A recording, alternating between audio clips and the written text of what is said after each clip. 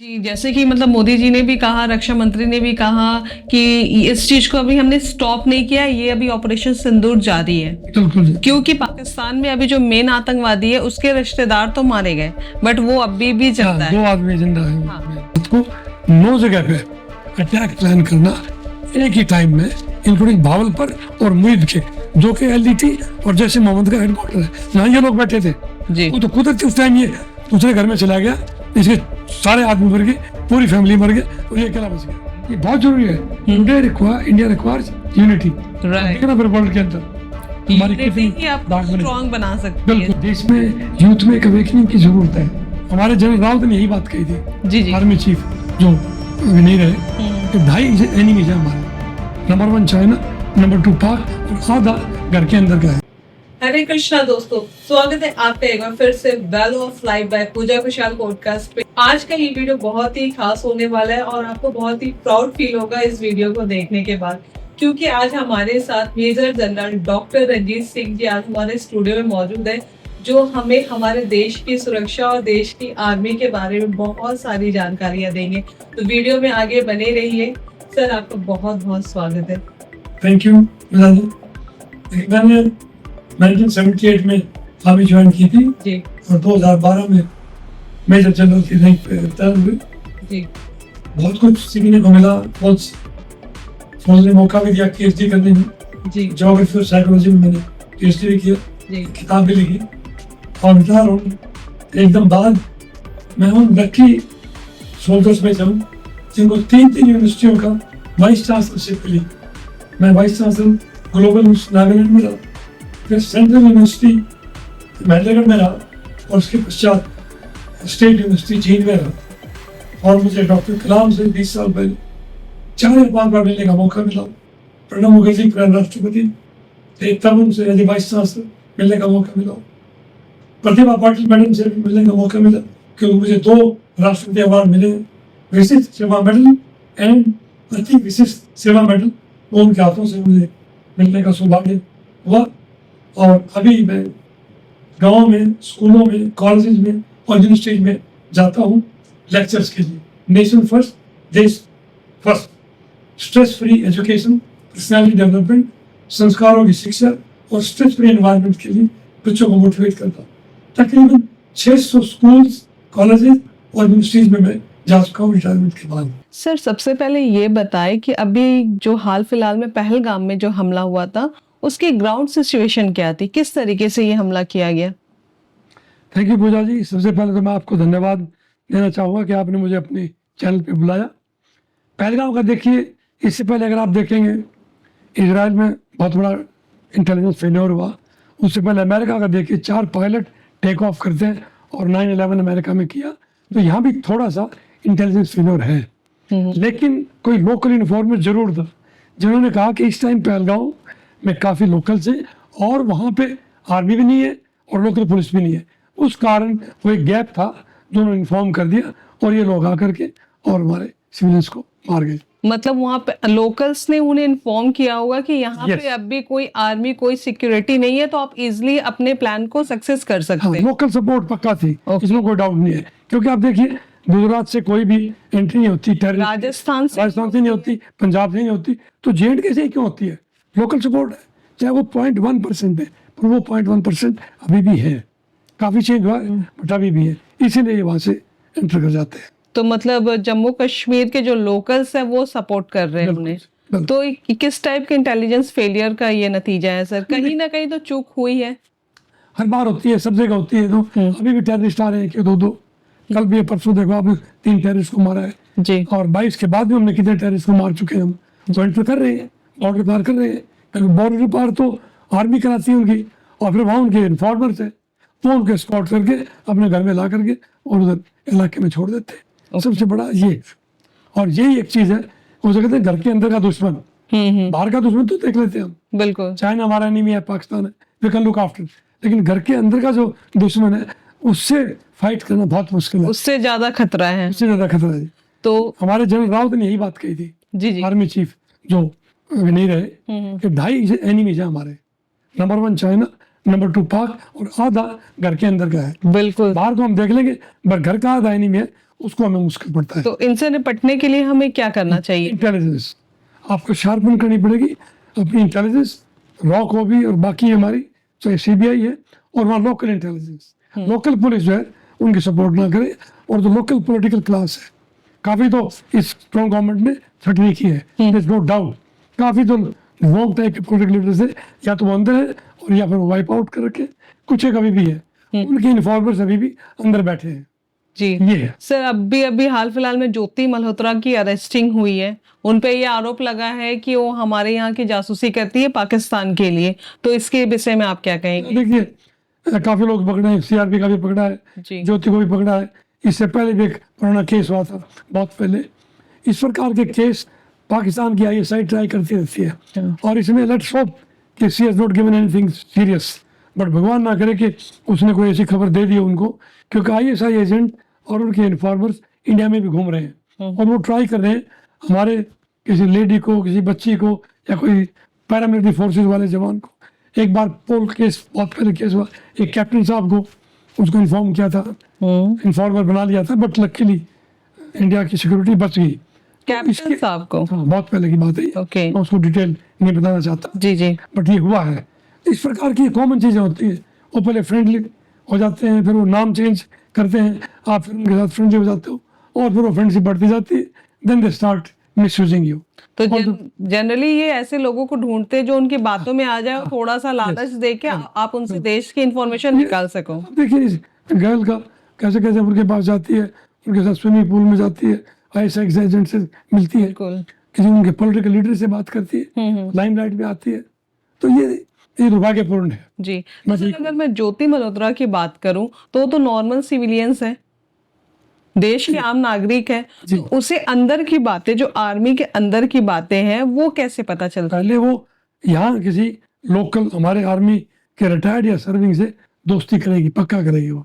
अच्छा। हाँ, उसके थ्रू वो किसी कैंटोनमेंट के नजदीक जाने की कोशिश करेगी। लाइक मैं रिटायर्ड सर सोनसो एकेडमी में आप आते हैं, बात करते हैं, तो वो किसी न किसी ढंग से मिलने की कोशिश करेंगे, किसी पार्टी में मिलने की कोशिश करेंगे, या सीआरपी बीएसएफ के जवानों के पास जाकर के इंटरव्यू ले ले, फिर किसी रीजन इंटरव्यू के माध्यम से में जाने की कोशिश करेगी। इंटरव्यू के माध्यम से मैं आपके चैनल पे आया हूँ, तो इसलिए आप भी बाद में पूछ सकते हैं हमारे से, लेकिन ये मेरा धर्म है एक फौजी सिपाही होने के नाते कि मैंने कौन सी लिमिट क्रॉस करनी है, कौन सा नहीं करना है। बिल्कुल। ये एक बहुत जरूरी है, क्योंकि ये हमारी प्लेज ली हुई है हमने सबने, तो वो हम नहीं बताते, लेकिन फिर भी कुछ हमारे रिटायर्ड लोग हैं या सर्विंग जवान हैं, उनको पता नहीं लगता, अब और ये फिर उनसे इंफॉर्मेशन ले लेती है। अब अभी जो न्यूज आ रही है सीआरपीएफ जवान का, जैसे आपने अभी कहा, Yes. ये बहुत ही शर्मनाक घटना है कि आप हमारे देश के सोल्जर होकर हमारे देश की इंफॉर्मेशन आप पहुंचा रहे हो, तो ऐसे लोगों के लिए आप क्या कहें? वही है कि अभी हमारे पास 12.5 लाख तो आर्मी है, और 8-9 lakh CRP, BSF, ITBP, local police है, बहुत बड़ा पैराफर्नेलिया है। इसकी टोटल सिक्योरिटी करना इतना आसान नहीं है। अगर आप अमेरिका और इजराइल का इंटेलिजेंस फेलियर देख सकते हैं, तो इंडिया तो बहुत आसान बात है।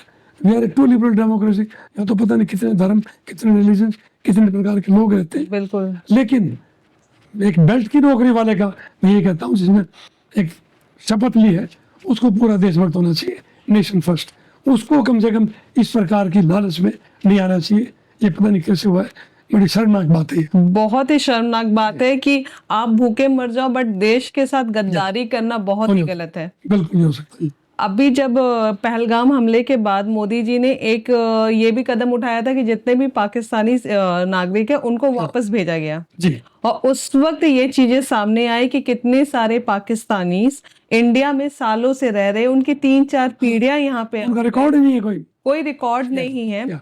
तो उस टाइम में हमें समझ में आया, कितने लोगों ने तो ये कहा कि आजादी के टाइम में हम चले गए थे पाकिस्तान, फिर आफ्टर 30 इयर्स हमारे पेरेंट्स वापस आके यहाँ पे शिफ्ट हो गए और हम सदियों से यहाँ पे रह रहे हैं। तो मेरा सवाल ये है कि इतने दिनों तक उनका रिकॉर्ड क्यों नहीं रखा गया, इतने सालों तक बिना नागरिकता के उन्हें रहने क्यों दिया गया? आप देखिए पूजा जी, रोहिंग्याज आई थिंक लाखों में आ रखे हैं इंडिया के अंदर, बांग्लादेशी लाखों में आ रखे हैं यहाँ पे। इसी प्रकार पाकिस्तानी ये आते हैं हमारी पॉलिटिकल क्लास की परमिशन से। मैं उन पॉलिटिशियंस का नाम नहीं लेना चाहूंगा चैनल पे, लेकिन बांग्लादेश से कैसे आ रहे हैं बंगाल के अंदर, वहां से आके दिल्ली में कैसे सेटल हो रखे, हमारी पॉलिटिकल क्लास ने उनको आधार कार्ड दिया है, अभी कैसे निकल रहे हैं बाहर, यूपी से, दिल्ली से, बिहार से, गुजरात से, सब जगह से निकल रहे हैं, क्योंकि अभी पॉलिटिकल क्लास स्ट्रॉन्ग है, इंटेलिजेंस स्ट्रॉन्ग है, डंडा लगता है उनको, अब एक एक करके बाहर वापस आ रहे हैं। पाकिस्तान से जिन्होंने 30 साल से 3 जनरेशन यहाँ बैठी, अब वापस गई वो 48 आवर्स में वो लोग वापस गए। ऐसे हमें स्ट्रिक्ट होना पड़ेगा, अदरवाइज हमारे देश की सिक्योरिटी कितनी भी ट्राई करना कर ले फौज नहीं हो सकती। बिल्कुल सर। अब जैसे आपने कहा कि उन्हें आधार कार्ड भी दिया गया है, जब हमारे देश के नागरिक नहीं, तो ये आधार कार्ड मतलब फेक था या रियल? सरकार ने दिया उन्हें सिर्फ वोट लेने के लिए, तो हम वोट लेने के लिए हम इतना गिर सकते हैं, ये पॉलिटिकल क्लास है, बिल्कुल के पास आधार कार्ड है। क्योंकि बहुत सारी ऐसी चीजें भी न्यूज में आ रही थी कि उन्हें फर्जी आधार कार्ड, फर्जी आइडेंटिटी प्रूफ दिया गया है, इन लोगों ने दिए, हमारी पॉलिटिकल क्लास ने दिया, जस्ट बिकॉज ऑफ वोट। ऐसे में मैं कोई मोदी की प्रेज करने के लिए नहीं है, बट प्रधानमंत्री अगर अच्छा कार्य कर रहा है तो मोदी के क्रिटिसिज्म में आप देश का क्रिटिसिज्म शुरू कर देते हो, आप देश के दुश्मन बन जाते हो। और जब आप रोहिंग्याज को, बांग्लादेशीज को, पाकिस्तान को बुला करके आधार कार्ड दे रहे हैं, क्या हम इतना गिर सकते हैं जी? आप अपने दुश्मनों को शरण दे रहे हो। यस, तो फिर प्रधानमंत्री क्या करेगा? मतलब बिल्कुल पूरे देश को तब पता चला जब मोदी जी ने 48 आवर्स में देश छोड़ने को कहा, तब जाके हमें पता चला कि दूसरा पाकिस्तान तो इंडिया में भी बन रहा है। एग्जैक्टली देखो जी, पाकिस्तान जितनी पॉपुलेशन इंडिया में है, बिल्कुल, उनमें से कितने वफादार ये आप देख लीजिए, ये बहुत इंपॉर्टेंट है। आप इंडिया के हो के आप पाकिस्तान में शादी कर रहे हो, और आप यहाँ के कहते हैं आप नागरिकता ले रहे हो, अपने बच्चे को नागरिकता दिला रहे हो, और उसमें मे भी बहुत सारे एजेंट का भी काम कर रहे हो। बिल्कुल करें, यही एक सबसे बड़ी समस्या है। अगर ये किसी ढंग से हम रोक पाएंगे, हालांकि सरकार बहुत स्ट्रिक्ट है, very thankful to the government जो कि एक ड्रास्टिक स्टेप ले रही है। बिल्कुल, और मुझे पूर्ण विश्वास है कि इनकी छटनी होती रहेगी, ये भी रूटीन चल पड़ा है, जरूरी, क्योंकि योगी जी भी बहुत स्ट्रॉन्ग है, वो यूपी से निकल रहे हैं, बिहार से निकल रहे हैं, गुजरात से निकल रहे हैं, अभी दिल्ली से बहुत शुरू हो गया। तो ये एक बहुत बड़ी मुहिम शुरू हो रखी है, और आने वाले समय में ये बढ़ता रहेगा। बिल्कुल, तो वहां से जो लोग अभी आते थे, अभी इतना जल्दी नहीं आएंगे। आने वाले टाइम में मैं कहना नहीं चाहती हिंदू मुसलमान पे बात, लेकिन हिंदुओं के लिए ये खतरा हो सकता खतरा है जी, बिल्कुल खतरा है। जैसे बांग्लादेश में अभी जो हाल हुआ था, बिल्कुल देख लीजिए। और जब ये लोग यहाँ से जा रहे थे तो कुछ वीडियोस देखकर एज अ मदर मुझे भी थोड़े टाइम के लिए बुरा लगा कि छोटे छोटे बच्चों को छोड़कर जाना पड़ रहा था, लेकिन फिर मेरे माइंड में क्लिक किया कि देश इमोशंस नहीं चल सकता, देश इमोशन से नहीं चलेगा। बिल्कुल, you have to be very strict, और ये मुहिम चलती रहनी चाहिए। सर, इस तरह के जो अटैक्स होते हैं, इसका मकसद सिर्फ कश्मीर को हासिल करना है या इसके कुछ और भी मोटिव्स है? देखिए पूजा जी, इसका मकसद कश्मीर को ऑक्यूपाई करने का नहीं था जी। पाकिस्तान का जो मुनीर है चीफ, जिसको अभी हारने के बाद फील्ड मार्शल बना दिया है, उसके और पॉलिटिकल क्लास के डिफरेंसेस है, वो वन अप रखना चाहते हैं। और पाकिस्तान में एक तरह का मिलिट्री रूल है अनडिक्लेयर्ड, तो वो मुनीर अपना ऊपर रखना चाहता है। अगर वो कुछ भी नहीं करेगा तो आर्मी की जरूरत क्या है पाकिस्तान में? तो वो कुछ न कुछ टाइम के बीच में कभी पार्लियामेंट अटैक हो गया, कभी बॉम्बे अटैक हो गया, फिर पुलवामा हो गया, अभी पहलगाम हो गया, ऐसे एक के बाद एक आप देखेंगे एक सीक्वेंस के बाद 3 साल, 5 साल, 6 साल के बाद इंडिया में एक बड़ा अटैक होता रहा है। और ये सारे आर्मी के थ्रू होते हैं, वहाँ की आर्मी अंदर भेजती है, चाहे वो सी रूट से भेजे चाहे वो लैंड रूट से भेजे, लेकिन भेजेगी आर्मी। पॉलिटिकल क्लास कभी ना भी चाहे पर ये नहीं मानेंगे। अभी भी वो भेज रहा है क्योंकि उसका एग्जिस्टेंस आर्मी का इसी के ऊपर है। और पाकिस्तान आर्मी का कोई भी जनरल रिटायरमेंट के बाद पाकिस्तान में नहीं रहता, इतना पैसा कमाते सारे फॉरेन कंट्री में भाग जाते हैं। तो उनका तो बिजनेस भी है एक तरह का, आर्मी प्रोफेशन उनका बिजनेस है। तो बेसिकली आर्मी और टेररिस्ट वहाँ साथ मिलकर काम करते हैं। अभी देखिए वो टेररिस्ट के जो मरे हैं उनके बरियल पे नेशनल फ्लैग में रैप कर रखे और वहाँ के मिलिट्री जनरल सामने खड़े हैं, उन्हें सम्मानित किया गया, सम्मानित कर रहे हैं। बिल्कुल ठीक है, आप ओपन भी ये एक्सेप्ट कर रहे हो कि हमारे यहाँ आतंकवादी को पनाह दी जाती है? बिल्कुल जारी, अभी भी वही हो रहा है जी। दोनों अगर देखा जाए 2-3 जो आदमी वहाँ बचे हैं उनको कभी मिलिट्री कंटोनमेंट में छुपा देते हैं और कभी वो अंडरग्राउंड कर लेते हैं। सर, अभी जैसे आपने बताया इतने सारे अटैक्स वो 3 साल 5 साल पे वो गैस में करते रहता है, और हमारे यहाँ से जवाब भी दिया जाता है, एयर स्ट्राइक और सर्जिकल स्ट्राइक्स भी होती है। पहले नहीं होती थी, हाँ, जब से सरकार आई है 10 साल से उन्होंने उड़ी का बदला लिया, पुलवामा का लिया और अभी पहलगांव का जी। पहलगांव का तो एक ऐसा डिटेल में बताएंगे, ऐसा बढ़िया प्रिसीजन अटैक था। ये इस प्रकार का अटैक का जवाब ना इजराइल ना अमेरिका देश का है आज तक। ओके इतना इफेक्टिव है ये, पूरे वर्ल्ड इसमें हिल गया जी। जी, तो सर इस पे भी आएंगे। हाँ, इस पे बात करें। हाँ, मेरा क्वेश्चन ये है कि पहले भी हमारी तरफ से जवाब दिया गया जब से मोदी गवर्नमेंट आई है, बिल्कुल। उसके पहले तो हम चुपचाप से बर्दाश्त करते आए थे। हाँ जी, हमारे बिल्कुल। जो सोल्जर्स है उनके हाथ भी बंधे हुए थे ज्यादा आदमी देते जी। जी। That's what- तो अब उन्हें फ्री हैंड दे दिया गया, तो वो अपने हिसाब से वो जवाब भी दे रहे हैं। बिल्कुल। बट माय क्वेश्चन इज कि हम बार बार तो जवाब दे रहे हैं, हमने पाकिस्तान में घुसकर भी उन्हें सबक सिखाया,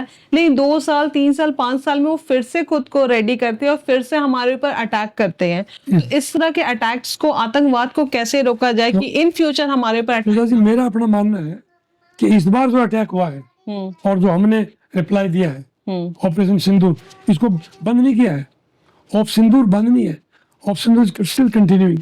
अगर पाकिस्तान ने थोड़ी बहुत अभी हरकत की, और रक्षा मंत्री ने तो पहले बोल ही दिया है जी। कि अब के नेवी की बारी है। कल परसों विजय विक्रांत जो शिप है हमारा, हमारे पास 2 एयरक्राफ्ट कैरियर है, एक विक्रमादित्य एक विक्रांत, जिसके ऊपर फाइटर जेट और 1400 आदमी उसके ऊपर रहते हैं। उसके ऊपर ब्रह्मोस बाकायदा हमने फिक्स कर रखे हैं, सब मेरे साथ चलती है और वो हम तैयार बैठे हैं वो लोग। जी, जैसे कि मतलब मोदी जी ने भी कहा, रक्षा मंत्री ने भी कहा कि इस चीज को अभी हमने स्टॉप नहीं किया, ये अभी ऑपरेशन सिंदूर जारी है। बिल्कुल जी। क्योंकि पाकिस्तान में अभी जो मेन आतंकवादी है उसके रिश्तेदार तो मारे गए, बट वो अभी भी हाँ, जिंदा है 2 आदमी जिंदा है। हाँ। main। और वो इन फ्यूचर वो फिर से बदला लेने के लिए अटैक करेंगे ही, हमारे निर्दोष नागरिकों को वो अपना निशाना बनाएंगे। तो कैसे इसके लिए हम लोग सेव कर सकते हैं खुद को?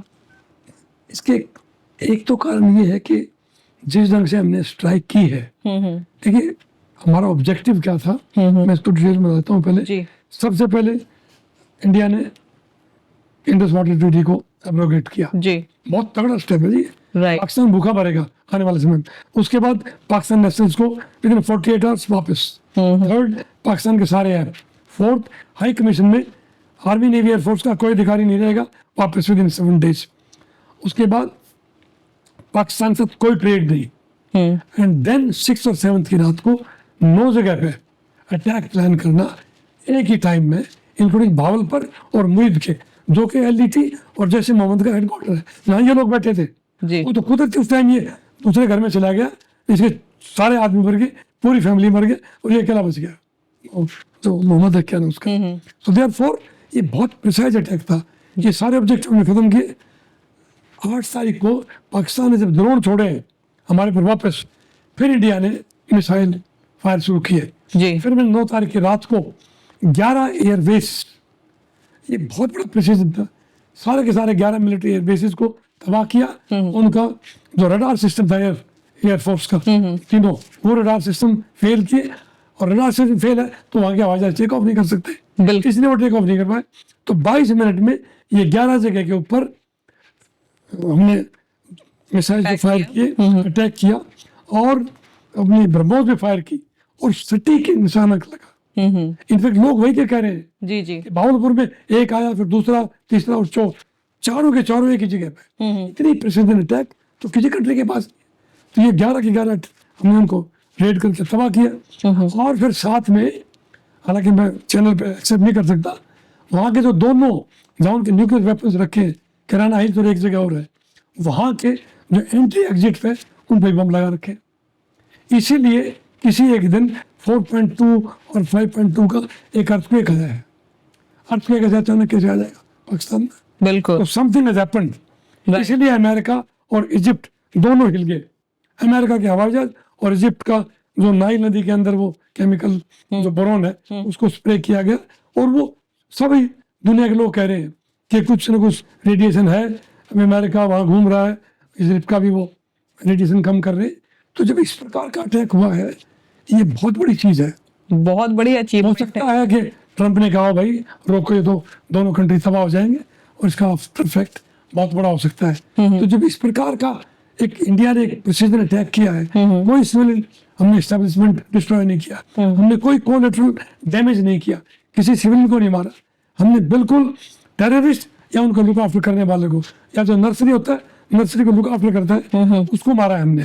तो ये इस प्रकार का अटैक एक ऐसा लेसन है, मुझे नहीं लगता कि पाकिस्तान इसको दोबारा से शुरू करेगा।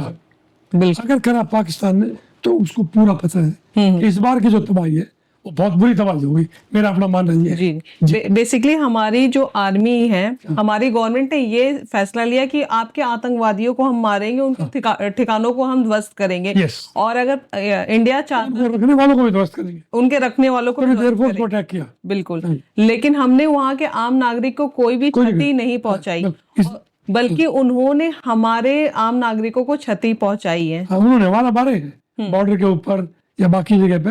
हालांकि वो ड्रोन हमने सारे तकरीबन हमने अपने जो लेजर सिस्टम हमारे पास था, आकाश मिसाइल हमारे पास है, S-400 जो हमें रशिया से लिया है अमेरिका के खिलाफ होकर के, वो हमारे पास एक ऐसी शील्ड थी कि वो इंडिया में आई नहीं।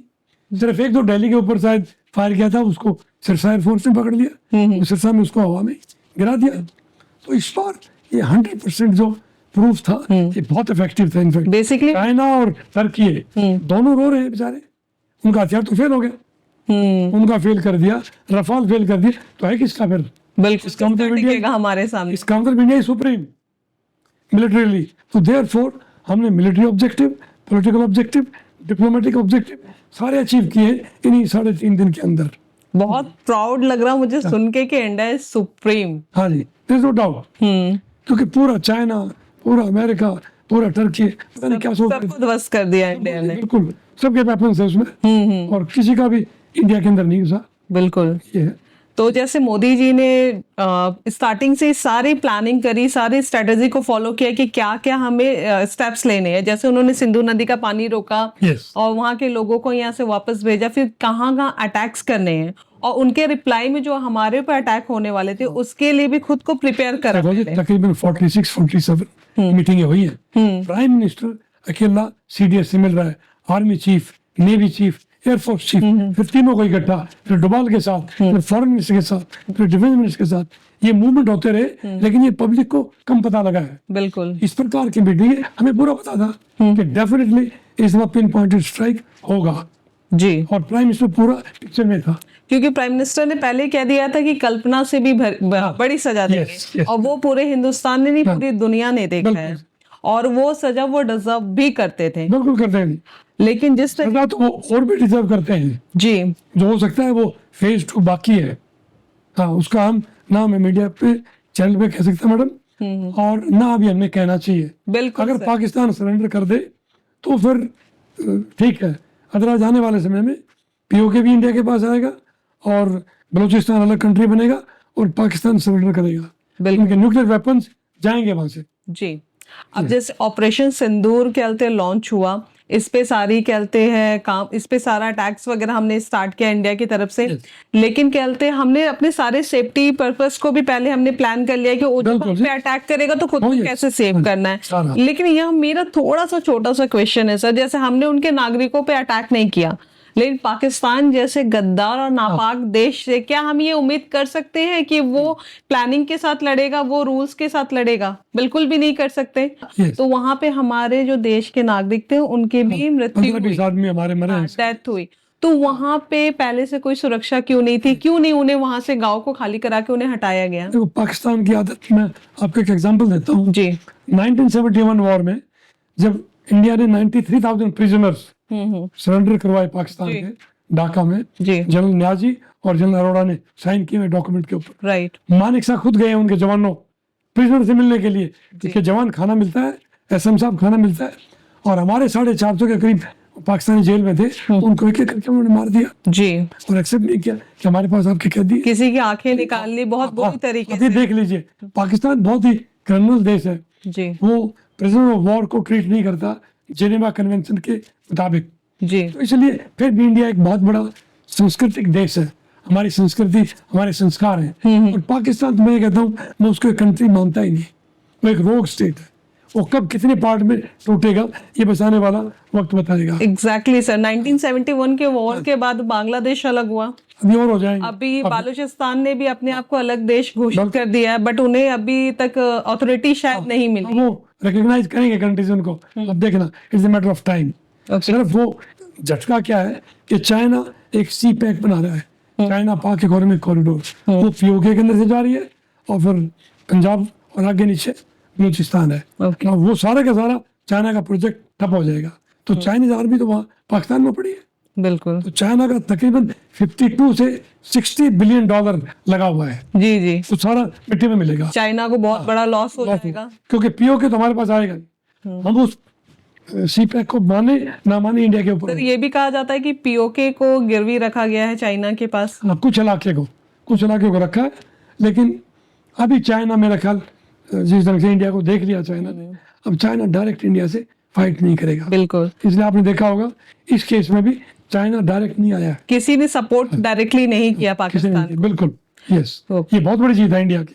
तो पीओके अगर कहते हैं इन फ्यूचर अगर हिंदुस्तान हासिल करना चाहे तो इसमें चाइना का क्या रोल होगा? तो चाइना बिल्कुल नहीं चाहेगा, क्योंकि सी पैक और हो सकता है इंडिया चाइना का फिर कोई एग्रीमेंट हो कि ये रोड हमने जो बनाया है इसको हम मिलिट्री पर्पज के लिए यूज नहीं करेंगे, वार के लिए यूज नहीं करेंगे, स्ट्रेटेजिकल यूज करेंगे। अगर राशन वहां से आता है और ट्रेड सप्लाई होती है तो उसको बना रहने दो जी। तो वो उस टाइम की देखी जाएगी।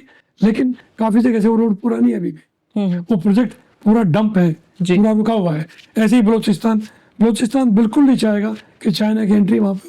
कुछ लोग टाइम पहले बलोच ने तो चाइनीज को मारा है, चाइनीज के मारा था, भगा था। और पाकिस्तानी को तो वो रोज मार रहे, उधर से अफगानी मार रहे पाकिस्तानी को, उधर से पख्तूनवा में अटैक हो रहा है। पीओके वैसे ही खिलाफ है। बचा क्या? पाकिस्तान बचा, पंजाब बचा, कुछ भी नहीं बचा। पंजाब बचा ऑलरेडी वो बहुत छोटी सी पंजाब और सिंध आपस में चल रहे कशब, तो पंजाब एक छोटा सा स्टेट बचा है। तो पाकिस्तान कभी भी टूट सकते हैं। बिल्कुल। सिर्फ अपनी हरकतों की वजह से, जो पैसे आतंकवादियों को बनाने में लगाता है, अगर वो अपने नागरिकों के लिए खर्च करता तो शायद पाकिस्तान भी आज। देखिए यूएनओ की तरफ से IMF से 1.4 बिलियन की एड आ रही है, वो सारे का सारा टेररिस्ट यूज करेंगे, मिलिट्री जनरल्स यूज करेंगे और कुछ पॉलिटिकल क्लास यूज करेंगे। और वहाँ की जनता, आम आदमी ऐसे ही भूखा रहेगा। ऐसा भी कहा जाता है कि वहाँ के नागरिक ये कहते हैं कि पाकिस्तान को हिंदुस्तान गोद ले लो। हाँ बिल्कुल कहते हैं। इसलिए मैं कह रहा हूँ 50-60% जो पाकिस्तानी है हम उनको क्यों मारे? वो बेचारे इंडिया को चाहते हैं, वो मोदी करते रहते हैं जी। अच्छे लोग हैं वहां पर, ऐसी बात सारे खराब है। उनको 300 रुपए किलो तो टमाटर खरीदना पड़ता है, पेट्रोल डीजल वहां पर है ही नहीं, आर्मी के पास वेपन के साथ एमिनेशन नहीं है, कैसे लड़ेगी आर्मी 2 दिन के बाद? उनके पास कुछ नहीं है, खाली हो रखा है पाकिस्तान। ऊपर से प्राइम मिनिस्टर ने सर्जिकल स्ट्राइक और वाटर कर दिए, ये बहुत बड़ा इसका रिपरकशंस होगा। इस टाइम पहले आपने देखो बागलियार प्रोजेक्ट, सलाल डैम और एक शाहपुर कांडी डैम, वो उन्होंने बंद कर दिया पानी। चनाब का रावी का पानी बंद है, आपने देखा होगा सूखी के ऊपर सूखी भी पड़ी। इसलिए ये बहुत बड़ा इसका इफेक्ट होगा। पाकिस्तान भूखा मरेगा, आम जनता भूखा मरेगी आर्मी की वजह से। ये जो सिंधु नदी का पानी रोका गया है, ये जवाहरलाल नेहरू ने साइन किया था जी, तो इसको लेके कोई मतलब इलीगल प्रोसेस नहीं है ये? देखो जी, जो इंडस वाटर ट्रीटी थी, 6 नदियां हैं ये, 3 हमारे पास ईस्ट की, 3 पाकिस्तान के पास वेस्ट की। उनके पास इंडस है, झेलम है, चिनाब है। हमारे यहाँ सतलुज, रावी, ब्यास, इनका पानी तो हमारे पास होना चाहिए था पूरा। पिछली सरकारों ने ये पानी भी नहीं रोका, इस सरकार ने आने के बाद ये स्टेप लिया है। अच्छा, जो हमारे वो भी पानी जा रहा था 20%, 25%, इनका भी जा रहा था। तो हमारा देश में पानी की कमी और पाकिस्तान यूज कर रहा है, और उनका पानी भी हम फालतू पानी यूज कर सकते थे। अभी इन्होंने वो पानी रोक दिया, तो बीच में वो पानी पूरा 100% रोकने के हमारे पास अभी प्रोविजन नहीं है।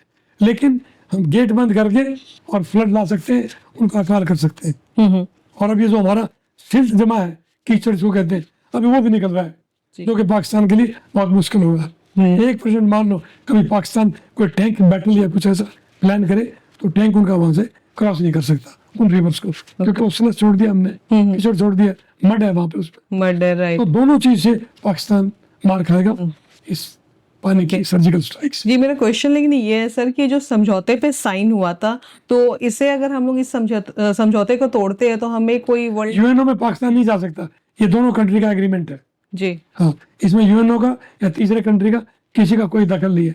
इनफैक्ट वहां से तो जवाब भी आ गया है कि आप आपस में समझाइए, आपस में सुलझिए। ओके, मैं इंटरफेयर नहीं करूंगा। हाँ, यूएनओ का कोई इंटरफेयर नहीं, क्योंकि पाकिस्तान के पीएम मतलब कह रहे थे कि इस तरीके के समझौते को हिंदुस्तान तोड़ नहीं सकता है। बिल्कुल तोड़ सकते हैं। ओके, तीसरा कंट्री या यूएनओ इसके अंदर है ही नहीं, इस एग्रीमेंट के अंदर। ओके, और ये ऑलरेडी वहां से जवाब आ चुका है। अनऑफिशियली वो कह सकते हैं ट्रम्प साहब या पुतिन कि उनको थोड़ा पानी दे दो भैया, वो भूखे मर रहे हैं, आम आदमी मर रहा है, एज ह्यूमैनिटेरियन ग्राउंड के ऊपर थोड़ा पानी दे दे तो हो सकता है इंडिया जो थोड़ा पानी छोड़ दे, okay otherwise India can definitely. Okay, ये इंडियन अथॉरिटी एक इंटरनेशनल रूल ये है, जैसे ब्रह्मपुत्र का पानी चाइना रोक रहा है, अभी चाइना एक प्लान कर रहा है वर्ल्ड का सबसे बड़ा bridge, so damn U turn करते हैं उसको, जहां से वो अरुणाचल प्रदेश में आएगी। ओके तो अगर हम इनका रोकेंगे तो चाइना हमारा रोकेगा, लेकिन वो चाइना नहीं रोकेगा क्योंकि वहां उतना पानी रोक ही नहीं सकते। एक नेचुरल फ्लो एक वाटर है, उसको जनरली ये कंसेंसस है बिल्कुल। कि आप बिजली पैदा कीजिए और 20-30% अगर आपने करना है कर लीजिए, बट पूरा नदी का पानी आपको नहीं रोकना चाहिए क्योंकि नदी नेचुरल है, वो आगे भी जा रही है। यूरोप में डैन्यूब नदी है, वो 6-7 कंट्रीज के बीच में जाती रहती है, पानी यूज करते हैं, डैम बनाते हैं और आगे भी चलती रहती है। जी उनका एक अपना एग्रीमेंट है ये। ओके, ये है। जैसे मोदी जी ने एकदम क्लियरली कह दिया था कि खून और पानी एक साथ नहीं बिल्कुल बहे। ठीक है, ये टेरर एंड ट्रेड एक साथ नहीं चल नहीं सकते, चलेगी। टॉक एंड टेरर नहीं चल सकते, water and blood can not flow together. Right, ये बहुत अच्छी बात है कि तीनों, और ये पाकिस्तान की समझ में आ रही है। और हिंदुस्तान को बहुत सख्त जरूरत थी कि ऐसे लीडर की। बिल्कुल जरूरत जी। है, इसमें कोई दो राय नहीं है। You require strong leadership, strong diplomacy. Touchwood आपके वो जयशंकर भी बहुत ही स्ट्रॉन्ग है, जी जी वेरी गुड डिप्लोमेट, और पूरा वर्ल्ड आज आपके साथ है, नो डाउट। जितने भी डेलीगेशंस बाहर गए सब इंडिया की बात करते हैं कि इंडिया के ऊपर ये जो है ना बार बार टेररिस्ट अटैक हो रहे हैं, इंडिया का बिल्कुल राइट स्टेप है, बिल्कुल। और पूरा वर्ल्ड आपके साथ है, सिवाय चाइना और टर्की या अजरबैजान, ये 2-3 कंट्री है, बाकी कोई नहीं। जी, तो सर 1971 में ये 1990 में जो कारगिल वॉर हुआ था वो 3-4 महीने लगभग चला था, यस, है ना? और ये युद्ध जो है ये हमारा 3-4 दिन में ही पाकिस्तान ने सरेंडर कर दिया। तो उस टाइम को लेकर और इस टाइम को लेकर आप क्या चेंजेस मेरा अपना मानना है, देखिए उस टाइम में हमने बॉर्डर क्रॉस करना चाहिए था, बिल्कुल, नहीं तो हमारी इतनी कैजुअलिटीज नहीं होती। 99 की बात। हाँ यस बिल्कुल जी, 450 के आसपास हमारी कैजुअलिटीज हैं, फिर इंजर्ड काफी थे। अगर हमें बॉर्डर क्रॉस करने की परमिशन मिल जाती तो विदिन 5 या 6 दिन में ही तबाह कर देते पाकिस्तान को, विदिन 5-6 डेज उनकी कैजुअलिटीज बढ़ती। देखिए जब चाइना बॉर्डर क्रॉस करके किसको कैप्चर करता है तो वर्ल्ड नहीं बोलता, चाइना पाकिस्तानी को मार रहा है, मुहाजिर को पाकिस्तान में दबा तो मार रहा है, उस टाइम कोई नहीं यूएनओ बात करता। जब यहाँ पर थोड़ी सी बात होती है तो बॉर्डर क्रॉस नहीं करना, तब हम प्रेशर में आ जाते हैं। बिल्कुल बिल्कुल नहीं आना हमें। आज India is a powerful country, India is a great economy, India is the largest democracy in the world, and we are, हम एक बहुत मिलिट्री सुपर पावर है अभी आज की तारीख में, जी। लार्जेस्ट आर्मी हमारी। तो जैसे अभी आपने कहा कि मिलिट्री सुपर पावर है, बिल्कुल और मैं इस बात से एग्री भी करती हूँ और प्राउड भी फील करती हूँ, बिल्कुल लेकिन बहुत सारे लोगों का ये कहना है कि इंडिया ने पीओके वापस क्यों नहीं लिया, तो इसके पीछे क्या रीजन था? देखिए तुषार जी, इंडिया का पीओके अभी लेना एजेंडा था ही नहीं। जी ओके, हाँ, इंडिया को पीओके एकदम ऐसे नहीं मिलेगा, उसमें आपको लड़ाई भी करनी पड़ सकती है, उसमें आपके जवान और अफसर शहीद होंगे, there is no doubt in it. जी अदरवाइज ये अपने आप ये आएगा। वहाँ की जनता जो है इतनी तंग है उनसे, वो तो 5 रुपए मोदी 5 किलो आटा देता है फ्री में, और वो यहाँ पे जो टमाटर और सारी सब्जी 30 रुपए किलो है, 300 रुपए किलो से कोई कम नहीं है, तो वो अपने आप आपके पास आएंगे। जी, क्या हम ये सोच रहे हैं कि बगैर खून बहाए, बगैर हमारे जवान और अफसर शहीद हुए ये पीओके आ जाए, अच्छी बात है, और ये आएगा, it's a matter of time. वहाँ की 70% जनता तो भी बोलती है, आपको देख लीजिए पीओके के अंदर देख लीजिए या बलूचिस्तान में देख लीजिए, जी, वो सारे खिलाफ है पाकिस्तान के, उनके खुद के कंट्री का हिस्सा जो है वो उनके खिलाफ हो गया, बिल्कुल खिलाफ है, उनके आर्मी को मार रहे हैं वो। क्योंकि मैंने ये क्वेश्चन इसलिए डाला सर, क्योंकि बहुत लोग मोदी जी के खिलाफ जा रहे हैं कि भाई उन्होंने पीओके क्यों नहीं लिया, लेकिन जोश जोश में सारी चीजें नहीं होती है, क्योंकि हमारा भी कुछ नुकसान होगा। सारी चीजें स्ट्रेटेजी के अकॉर्डिंग होती है। हम तो घर में बैठ के बोल दे कि भाई, बहुत लोग उस टाइम हमारे इंडिया के लोग भी बहुत लोग ऐसे कर रहे थे कि भाई बहुत मजा आ रहा है, जोश आ रहा है, पाकिस्तान को हरा रहे, लेकिन लोग ये नहीं सोच रहे थे जिनके घरों के बच्चे जवान वहां पे लड़ रहे हैं, वो जो कॉफिन में आ रहे हैं ना, हाँ। उन घरों से पूछिए ना आप पहले, बिल्कुल, या जो ऐसे मजा आने वाले जो लोग बोल रहे हैं, क्या उनका कोई आदमी फौज में गया है? बिल्कुल। उनके रातों की नींद उड़ी थी उनके परिवार की कि कब क्या हो जाए। एक बार प्लेन हाईजैक हुआ था, सारे ने वाजपेयी को घेर लिया, पूरे सिविलियंस नहीं तो वहीं गिराते हैं हम दिल्ली में। उस प्लेन हाईजैक हुआ था तो दिल्ली में गिराते हैं हमारे कमांडर्स जी। लेकिन वो चिल्लाने लगे सारे हमारे आदमी, क्या होगा, एक आदमी शायद उसमें एक को मारा था उन्होंने, टेररिस्ट है, हमने सरेंडर कर दिया जी। और ये मसीद और इन सबको हमने वापस कर दिया पाकिस्तान को। नहीं, हमारी जेल में था ये। यही चीज मैं थोड़ा क्लियर करना चाह रही थी कि पीओके आएगा हमारे पास, लेकिन इसके लिए भी इतना एजेंडा खून बहाने की जरूरत नहीं है जी। इतना खून बहाने की जरूरत नहीं है, हमें पेशेंस से काम लेना चाहिए जी। क्योंकि इंडिया के लोगों के पास तो मान लीजिए कि पीओके आ गया, मैं तो बहुत खुश हो जाऊंगी कि भाई पीओके अब हमारा हिस्सा है, लेकिन आप उन लोगों के लिए भी सोचो जिन्होंने कुर्बानी दी है। बिल्कुल जी, बिल्कुल। तो उनके घर का तो एक हिस्सा ही खत्म हो गया ना पीओके के लिए। तो ये चीज मैं थोड़ा सा अपने व्यूअर्स को क्लियर करना चाहूंगी कि सारी चीजें जोश में नहीं होती, बिल्कुल नहीं होती, बहुत ही जरूर इसको पेशेंस में हमने जाना चाहिए। और वहां से सी पैक भी है और चाइना भी डिप्लॉयड है जी। हाँ, जिनको ग्राउंड रियलिटीज नहीं पता, वहाँ हाई एल्टीट्यूड एरियाज भी है, वहाँ फाइट होगी, ऐसे नहीं आ जाएगा बैठे, बिल्कुल कि आप ले लो। फाइट होगी डेफिनेटली, लाइफ लूज होंगी, इंडिया को भी लूज करनी पड़ेगी, हमारे जवान भी शहीद होंगे, उनके ज्यादा होंगे, और उस चीज को अवॉइड पक्का किया जा सकता है आने वाले समय में। ये आने वाला टाइम है जल्दी ही, मेरा अपना मानना है कि थोड़ा थोड़ा करके ये आता रहेगा आपके पास। तो इसमें एक चीज और भी, जैसे कि ट्रम्प का बहुत बार कहते बयान आया है कि ये युद्ध उनके कहने पे रुका, मैंने 2 देशों के युद्ध को रुकवा दिया, अदरवाइज पाकिस्तान तो परमाणु बम हिंदुस्तान पे मार देता। तो ये सारा क्रेडिट ट्रम्प अपने हिस्से ले जा रहे हैं। तो ये युद्ध विराम का रीजन क्या था सर? मैं बता दिया आपसे, काउंटर क्वेश्चन करूंगा। ट्रम्प की अगर इतनी हैसियत है तो ट्रम्प ने इजराइल का युद्ध क्यों नहीं रुकवाया अभी तक? ट्रम्प ने रशिया का युद्ध क्यों नहीं रुकवाया अभी तक? और मोदी जी अगर इतने ही उससे डरते हैं या दबते हैं तो ट्रम्प ने पहले भी कहा था, मोदी जी ने, वो S-400 जो लिया, अमेरिका बिल्कुल खिलाफ था जी। अमेरिका हमारा जो रशिया से हमने पेट्रोल लिया, रॉ मटेरियल, वर्ल्ड का लार्जेस्ट प्रोड्यूसर था, लास्ट एक्सपोर्टर इंडिया, हमारे पास तेल होता ही नहीं, हमने रशिया से क्रूड ऑयल लिया, फिनिश किया उसको और वापस बेच दिया वर्ल्ड को जी। तभी हमने अमेरिका की बात नहीं मानी। तो देयरफॉर जो इंडिया को करना होता है वो इंडिया करता है। आज इंडिया की जो लीडरशिप है, चाहे वो मिलिट्री लीडरशिप है चाहे वो पॉलिटिकल लीडरशिप है, वो इतना नहीं दबते। यस, क्योंकि उसके न्यूक्लियर आर्सेनल्स पे अटैक हुआ है, किराना हिल्स और दूसरे पे, तो वहां से गैस लीक थी, इसमें कोई दो राय नहीं है। और जो अर्थक्वेक भी आया है, मेरा अपना मानना है शायद वो भी उसका एक हिस्सा हो।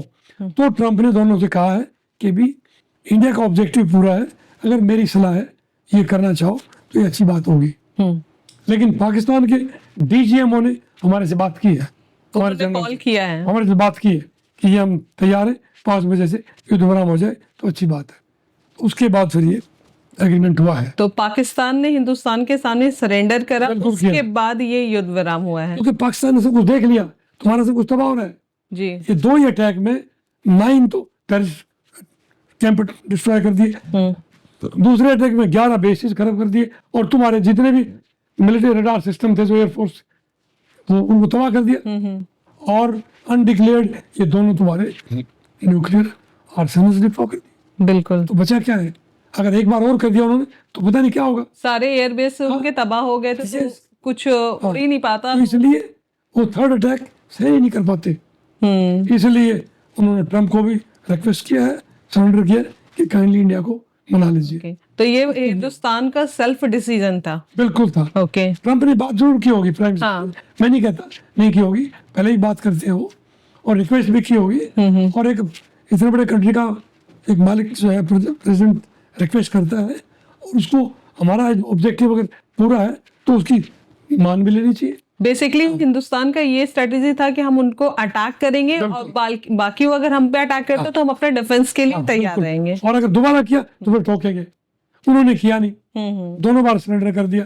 हमने उनके अटैक को बिल्कुल ध्वस्त भी कर दिया, कोई वहां के मिसाइल लिया, कोई वहां का ड्रोन लिया, कोई वहां का एयर अटैक नहीं हुआ। Therefore India achieved it's military and political objective. Right. पूरा वर्ल्ड आपके साथ था। बिल्कुल। तो ये इंडिया की विक्ट्री है बहुत बड़ी जी। और इसमें जो ऑपोजिशन पार्टी है, जो कांग्रेस पार्टी है, इस चीज को मतलब इंदिरा गांधी से रिलेट कर रही थी, को रिलेट कर रही थी। जब भाजपाइयों ने तिरंगा यात्रा निकाला था तो उन्हें इंदिरा गांधी जी की याद आ रही थी। तो इसका क्या मतलब रिलेशन मुझे समझ नहीं आ रहा है। अगेन पूजा जी आपसे एक काउंटर क्वेश्चन करता हूँ जी। 71 बार जब मानेकशॉ ने जीती, मानेकशॉ फील्ड मार्शल एक बहुत स्ट्रॉन्ग जनरल थे राइट। जब उन्होंने जीती, और वो टाइम भी उन्होंने खुद बताया था। He did not agree to Indira Gandhi कि मैं कब लड़ाई करूंगा, वो टाइम मैं बताऊंगा। और मानिक शाह ने तभी अटैक किया, विक्ट्री दिलाई, 93,000 प्रिजनर्स आए। क्या इंदिरा जी ने वो 450 हमारे प्रिजनर्स वापस लिए? क्या इंदिरा जी ने पीओ के बिड ली वापस टाइम? वो असली मौका था। उस वीक लीडरशिप थी। अगर स्ट्रॉन्ग लीडरशिप होती, 93,000 तब देंगे, पीओ के वापस करो, हमारे 450 प्रिजनर्स वापस करो। तो वो तब वापस 93 नहीं आए थे। वो नहीं आए कोई, दोनों जगह मार की। तो वीक लीडरशिप थी। मैं इस चीज को ऐसे मानता हूँ जी। जी। हाँ, और आज के टाइम में जो हमारे लीडर है वो definitely this is strong leadership. वो ये दबाव में नहीं आते, नहीं ये पुतिन के आते, नहीं ये अमेरिका के आते। क्योंकि militarily India is very strong today, politically India is very strong today, diplomatically India is very strong today. हमारी वर्ल्ड में एक इमेज है, चाहे वो हम क्वाड ऑर्गेनाइजेशन है, या आसियान ऑर्गेनाइजेशन है, या G21 हमने अभी दिल्ली में किया, या यूएनओ के अंदर जब प्राइम मिनिस्टर आप बात करते हैं, जी, जी। He speaks very loudly, clearly and effectively, दुनिया उसको सुनती है, रिकॉग्नाइज कर रही है। yes, बिल्कुल। मुस्लिम कंट्रीज आपको अवार्ड देते हैं, जी। मुस्लिम कंट्रीज में मंदिर बन रहे। तो इंडिया जो है economically, India is number 1 today in the world. Right. तो ये है इंडिया का जो डिफेंस बहुत तगड़ा है। इंडिया के जो फॉरेन रिजर्व है मोर देन $700 बिलियन है। हमारा जो ट्रेड था इस दफा मोर देन $750 बिलियन का ट्रेड हुआ है। हमारी इकोनॉमी जो बहुत ही स्ट्रांग हो स्ट्रॉन्ग है, वर्ल्ड में किसी की नहीं है। जी। चाइना नीचे, अमेरिका नीचे, तो इंडिया को कौन नहीं पूछेगा? पूरा वर्ल्ड आज इंडिया की तरफ देखता है। फिर इंडिया का जो डिफेंस इक्विपमेंट है जो हम अभी बना रहे हैं इंडिजिनस, हमारे मिसाइल टेक्नोलॉजी देख लीजिए, हमारा स्पेस में देख लीजिए, और जो हमारे डिफेंस के इक्विपमेंट है, पिछले साल 23,000 करोड़ का डिफेंस इक्विपमेंट एक्सपोर्ट किया है। इंडिया तो कभी एक पैसे का एक्सपोर्ट नहीं करता था। आज इंडिया उस स्टेज पे है। जी। तो बोला जी आज इंडिया एक डिफरेंट प्लेटफॉर्म पे है। पूरा वर्ल्ड इंडिया की तरफ देखता है आज। तो जैसे आपने कहा कि पूरा वर्ल्ड इंडिया की तरफ देख रहा है, इंडिया एक सुप्रीम पावर की तरफ है, तो इससे क्या अमेरिका को कोई प्रॉब्लम हो रही है? बिल्कुल होगी। अमेरिका कैन नॉट एक्सेप्ट कि कोई कंट्री उसके साथ साथ आए। और जो प्राइम मिनिस्टर ने बोला है 2047 India will be A developed nation, इसी स्पीड से अगर इंडिया बढ़ रहा है तो शायद इंडिया चाइना को भी छोड़ देगा। We are the 4th largest. Yes. हमने जापान को छोड़ दिया, जर्मनी को भी इसी साल में पीछे छोड़ेंगे। India will be the 3rd largest economy. अगर इसी पेस से इंडिया बढ़ता था, आप अंदाजा लगा लीजिए 247 तक इंडिया कहाँ होगा, अमेरिका कहाँ होगा। एग्जैक्टली। तो वो अमेरिका को डर है कि जो हमारे साइंटिस्ट, जो हमारे एजुकेशन सेटअप, जो हमारी इकोनॉमी बढ़ रही है, उससे तो अमेरिका को थ्रेट हो सकता है। बिल्कुल, कि ये हमारे लेवल पे आ जाए या हमें क्रॉस ना कर जाए। 33% साइंटिस्ट नासा में इंडियंस है।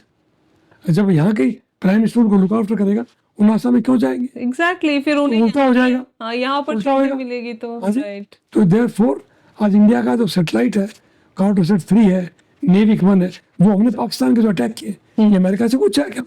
ये सब इंडिया का ही ये इंडिया का है सैटेलाइट, जो हम बाहर नहीं बताते हैं। We are so accurate today, we are a different world today. Right. हम आर्टिफिशियल सैटेलाइट जो जियोस्टेसी ऑर्बिट में 500 किलोमीटर पे होते हैं, we can destroy from ground. ये इंडिया की टेक्नोलॉजी आज। राइट। तो इंडिया से कोई पंगा नहीं लेगा। ये जो ब्रह्मोस है सर, अच्छा, ये पहले हम रसिया से इंपोर्ट करते रशिया थे। इंडिया का हाँ। कंबाइंड था ये। हाँ। उसकी रेंज थी 90 किलोमीटर 250 किलोमीटर। हमने अपना डेवलप किया 400 किलोमीटर। अब हमारा डेवलप करे 900 किलोमीटर।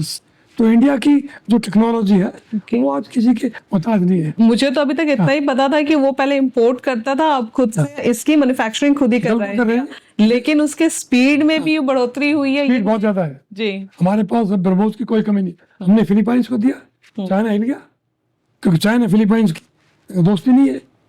इनफैक्ट चाइना की तो सभी 14 कंट्रीज की बाउंड्री लगती, सब से एनिमिटी है। मतलब अब इंडिया एक्सपोर्ट भी कर रहा यस, है, बिल्कुल कर रहा तो इससे इंडिया की इकोनॉमी और अच्छी होगी। है। अब देखना अगले 3 या 4 साल के अंदर ही इंडिया किस प्लेटफॉर्म पे जाता है। तो फिर वो अमेरिका एक्सेप्ट नहीं कर सकता। राइट। Yes, अभी जैसे एप्पल की ही कंपनी की बात हो रही थी, उसके साथ एलन मस्क ने छोड़ दिया ट्रम्प का साथ। हाँ। एलन मस्क इंडिया को नहीं छोड़ेगा। ये बात याद रखना पूजा जी। एलन मस्क को अपना बिजनेस भी बढ़ाना है। India is the biggest market today. I think we are the second largest producer of mobiles. जी। तो मोबाइल्स तो हमारे पास ये है। और आने वाले समय में देखना जो मेक इन इंडिया प्रोजेक्ट जो चल रहे हैं ये तो ग्रो करते जाएंगे। बिल्कुल, बस हमारे देश में ये लीडर्स कंटिन्यू रहे। हाँ एग्जैक्टली। लेट्स होप कि जो दूसरे देश हमारे देश को तोड़ना चाहते हैं, देखिए जैसे I will not mind, America क्या चाह रहा है, सेंट मार्टिन एक आइलैंड है बांग्लादेश के नीचे, वो उसको और नॉर्थ ईस्ट के कुछ स्टेट जो बांग्लादेश का भी गया था यूसुफ चाइना के अंदर कि आप हमारे देश में आइए इन्वेस्ट कीजिए, और नॉर्थ ईस्ट का जो स्टेट्स है इन सब का एग्जिट मेरे थ्रू है। झूठ बोल रहा है वो। तो जो चिकन नेक है 32 किलोमीटर 22 किलोमीटर का जो बाउंड्री जो चाइना और बांग्लादेश के बीच में है, जी इंडिया वहाँ बहुत स्ट्रांग है, हमारा रफाल का एक स्क्वाड है वहाँ पे। तो इंडिया कैन नॉट अफोर्ड वो 22 क्या हम किसी को टच नहीं करने देंगे, मतलब पाकिस्तान या बांग्लादेश को। तो इसलिए अमेरिका चाह रहा है कि वहां पर एक बफर स्टेट क्रिएट कर दे, नॉन मुस्लिम क्रिश्चियन स्टेट कर दे। Mizoram is a Christian state, तो मिजोरम के सीएम अमेरिका भी गए थे, कुछ बात हुई होगी, इसलिए इंडिया ने जनरल वीके सिंह को गवर्नर लगाया है मिजोरम का। General VK is a very strong general, very strong governor. तो कोई वैसी बात हुई तो उठोकेगा उनको, there is no doubt. Mizoram को हमने पहले भी सीधा किया है कुछ साल पहले। तो लेट्स होप वो सिचुएशन नहीं आएगी। और Saint Martin island Sheikh Hasina ने नहीं किया पाकिस्तान अमेरिका को, इसलिए शेख हसीना की सरकार गिरा के ये डम्मी लगाया उन्होंने प्राइम मिनिस्टर यूसुफ। अभी तो बांग्लादेश में जो शेख हसीना की जो सरकार गिरी थी बहुत ही बुरी सिचुएशन थी वहाँ। बांग्लादेश को मैच पे लाएगा इंडिया, अभी आप देखना और थोड़ा टाइम, क्योंकि मतलब लोग यहाँ कह रहे थे कि अगर मोदी जैसे लीडर नहीं होते तो यहाँ भी उससे बुरी सिचुएशन होती। बांग्लादेश भूखा मरता। बांग्लादेश ने जो तरक्की की है वो प्रेजेंट गवर्नमेंट के कारण की है। श्रीलंका ने जो तरक्की की वो प्रेजेंट गवर्नमेंट के कारण की। अभी जैसे बलूचिस्तान भी अलग होने की बात कर रहा है तो उससे इंडिया को क्या benefit? India will help Balochistan 100%। India ने अफगानिस्तान की मदद की 50,000 मीट्रिक टन पूजा जी, बहुत बड़ी फूड ग्रेन होती है, हमने क्यों भेजा अफगानिस्तान? क्योंकि अफगानिस्तान अदरवाइज एक हमारा फ्रेंडली कंट्री है। वही अफगानिस्तान पाकिस्तान को मार रहा है, इसलिए डोरेंट लाइन जो पाकिस्तान अफगानिस्तान जो बॉर्डर है अफगानिस्तान एग्री नहीं कर रहा। तो लोग जो कहते थे मोदी जी सिर्फ टूर करते हैं, वर्ल्ड टूर करते हैं, उसकी बहुत डीप वो एक थिंकिंग होती है, उसकी जो सोच है वो बहुत कम लोग समझते हैं। राइट, इसमें कोई शक नहीं। वो 50,000 मीट्रिक टन जो अनाज भेजा हमने अफगानिस्तान वो अब काम आ रहा है जी। अब वो फ्रंट खुला हुआ है वहां पे, अफगानिस्तान मार रहे हैं पाकिस्तान आर्मी को, बलूच मार रहे हैं पाकिस्तान आर्मी को, उधर से पीओके वाले मार रहे हैं पाकिस्तान आर्मी को, पख्तूनख्वा वो मार रहे हैं पाकिस्तानीज को। तो पाकिस्तान तो गिर गया इधर से इंडिया, और बहुत छोटा सा हिस्सा है वो बच गया, चारों तरफ से गिरा हुआ है पाकिस्तान आज की तारीख में। ओके, तो मुनीर को मुश्किल हो रहा है कि कौन सी साइड में कहाँ बचाऊं आर्मी को, या खुद को ही बचा के यहाँ से निकल लो। उसने अपनी फैमिली तो भेज दी पहले ही बाहर, अच्छा, पैसा इकट्ठा कर रखा है, भाग जाएगा। इसलिए वहाँ के जनरल की किसी की इज्जत नहीं है, राइट, किसी की इज्जत नहीं है, they never stay with the troops, इसलिए वो मार खाते हैं जी। तो इन फ्यूचर अगर चाइना के साथ इंडिया की कोई भी मतलब वॉर हो जैसे सिचुएशन होती है या कोई भी टेंशन वाली बात होती है तो चाइना और इंडिया के बीच ट्रेड काफी स्ट्रांग है। चाइना इंडिया का पूजा जी मतलब वॉर के नियर फ्यूचर में चांस नहीं है, लेकिन अगर जैसे पहले हुआ था, अगर आपको याद हो इंडिया का डोकलाम, आपने सुना होगा, डोकलाम हमारा नहीं है, डोकलाम है भूटान में। डोकलाम में चाइनीज आर्मी आ गई, हम गए यहाँ से, हमने डोकलाम में चाइनीज को खदेड़ा, भगाया वहां से, और चाइनीज पीछे हट गए जी। ये चाइनीज ट्रूप जो है वो इंडिया के आमने सामने नहीं लड़ सकता। कहीं का भी देख लीजिए, वहां का देख लो, डोकलाम का देख लीजिए, जहां जहां भी हुआ है हमारा, पहलगाम में से पहले वो एक तवांग में हुआ था यांगटीज रिवर के साथ, 400 चाइनीज को पीटा है, बहुत बुरी तरह से मारा है, उनकी डेथ भी हुई है, लेकिन चाइना एक्सेप्ट नहीं करेगा क्योंकि चाइना के साथ हमारे रिलेशंस तो अच्छे नहीं है, लेकिन ट्रेड काफी अच्छा है, लेकिन आगे से वो फाइट नहीं करेगा। 110-115 बिलियन डॉलर का ट्रेड है, हालांकि वो ट्रेड डेफिसिट है हमारा, पर हम चाइना से वो ले रहे जो हम कंप्यूटर पार्ट है उसमें डाल के then we are selling it further, हम प्रॉफिट कमा रहे हैं उससे, उस टाइप का है, और वो आगे और भी कम हो जाएगा क्योंकि हम अपना खुद बनाना शुरू कर रखा है, क्योंकि हमने मेक इन इंडिया की तरफ काम स्टार्ट किया है। साउथ कोरिया से हम हेल्प ले रहे हैं, जापान से ले रहे हैं, ताइवान से ले रहे हैं, और फिर मेक इन इंडिया में हम अपना बना रहे हैं। जी चाइना अदरवाइज एक ऐसा खतरनाक कंट्री है, ये तीनों हिस्से, ये ऊपर वाले भी चाइना के नहीं है, जरकलुंग और ये तीसरा है पासांगलुंग, ये तीनों भूटान के इलाके हैं। ओके चाइना ने इन तीनों को कैप्चर कर रखा है। अब कहता है डोकलाम मुझे दे दो और ये तुम ले लो, ताकि डोकलाम से और वो चिकन नेक 22 किलोमीटर का जो हमारा चिकन नेक है नॉर्थ ईस्ट का, वो इधर बांग्लादेश से मिलेगा, उसको काटने की कोशिश करे। अच्छा लेकिन India is very strong, India chicken neck और कभी भी वीक नहीं बनेगा। तो चाइना अदरवाइज ऐसा सोचता रहता है। अब हमारे एरिया पे कोई भी कंट्री अपना कब्जा नहीं जमा सकती है, इंडिया इज वेरी स्ट्रॉन्ग। ये चीज सारे कंट्रीज को क्लियर हो जाना हमने एक चाहिए। माउंटेन कोर खड़ी कर रखी है जी नॉर्थ ईस्ट के लिए, पहले नहीं थी वो, स्ट्राइक कोर है वो। ऊपर से रफाल का एक स्क्वाड्रन चाइना के अगेंस्ट लगा रखा है। माउंटेन कोर खड़ी रखी है, इसके बारे में चाहते हो थोड़ा आप बताएं। नहीं, उसका डिटेल में मुझे नहीं बताना चाहिए, वो बढ़ती सिर्फ पहाड़ों में है, अच्छा और चाइना हमारा पूरा पहाड़ों में है।